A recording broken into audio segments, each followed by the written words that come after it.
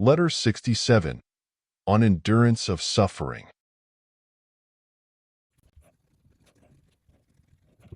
You ask me whether every good is desirable. You say, if it is a good to be brave under torture, to go to the stake with a stout heart, to endure illness with resignation, it follows that these things are desirable. But I do not see that any of them is worth praying for. At any rate, I have as yet known of no man who has paid a vow by reason of having been cut to pieces by the rod, or twisted out of shape by the gout, or made taller by the rack.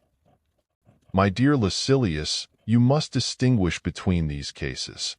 You will then comprehend that there is something in them that is to be desired. I should prefer to be free from torture, but if the time comes when it must be endured, I shall desire that I may conduct myself therein with bravery, honor, and courage. Of course, I prefer that war should not occur, but if war does occur, I shall desire that I may nobly endure the wounds, the starvation, and all that the exigency of war brings. Nor am I so mad as to crave illness, but if I must suffer illness, I shall desire that I may do nothing which shows lack of restraint, and nothing that is unmanly. The conclusion is, not that hardships are desirable, but that virtue is desirable, which enables us patiently to endure hardships. Certain of our school think that, of all such qualities, a stout endurance is not desirable, though not to be deprecated either, because we ought to seek by prayer only the good which is unalloyed, peaceful, and beyond the reach of trouble. Personally, I do not agree with them. And why? First, because it is impossible for anything to be good without being also desirable. Because, again, if virtue is desirable, and if nothing that is good lacks virtue, then everything good is desirable. And, lastly, because a brave endurance even under torture is desirable. At this point I ask you, is not bravery desirable? And yet bravery despises and challenges danger. The most beautiful and most admirable part of bravery is that it does not shrink from the stake, advances to meet wounds, and sometimes does not even avoid the spear, but meets it with opposing breast. If bravery is desirable, so is patient endurance of torture, for this is a part of bravery. Only sift these things, as I have suggested, then there will be nothing which can lead you astray. For it is not mere endurance of torture, but brave endurance that is desirable. I therefore desire that brave endurance, and this is virtue. But, you say, whoever desired such a thing for himself? Some prayers are open and outspoken when the requests are offered specifically.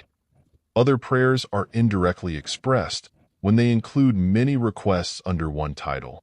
For example, I desire a life of honor. Now, a life of honor includes various kinds of conduct. It may include the chest in which Regulus was confined, or the wound of Cato which was torn open by Cato's own hand, or the exile of Rutilius, or the cup of poison which removed Socrates from jail to heaven. Accordingly, in praying for a life of honor, I have prayed also for those things without which, on some occasions, life cannot be honorable. When one endures torture bravely, one is using all the virtues. Endurance may perhaps be the only virtue that is on view and most manifest, but bravery is there too, and endurance and resignation and long-suffering are its branches. There, too, is foresight. For without foresight no plan can be undertaken. It is foresight that advises one to bear as bravely as possible the things one cannot avoid. There also is steadfastness, which cannot be dislodged from its position, which the wrench of no force can cause to abandon its purpose. There is the whole inseparable company of virtues. Every honorable act is the work of one single virtue, but it is in accordance with the judgment of the whole council. And that which is approved by all the virtues, even though it seems to be the work of one alone, is desirable. What? Do you think that those things only are desirable which come to us amid pleasure and ease, and which we bedeck our doors to welcome? There are certain goods whose features are forbidding. There are certain prayers which are offered by a throng, not of men who rejoice, but of men who bow down reverently and worship. In this connection, I think of our friend Demetrius, who calls an easy existence, untroubled by the attacks of fortune, a dead sea. If you have nothing to stir you up and rouse you to action, nothing which will test your resolution by its threats and hostilities, if you recline in unshaken comfort, it is not tranquility, it is merely a flat calm. The Stoic Attalus was wont to say, "I should prefer that fortune keep me in her camp rather than in the lap of luxury. If I am tortured, but bear it bravely, all is well. If I die, but die bravely, it is also well." Listen to Epicurus. He will tell you that it is actually pleasant.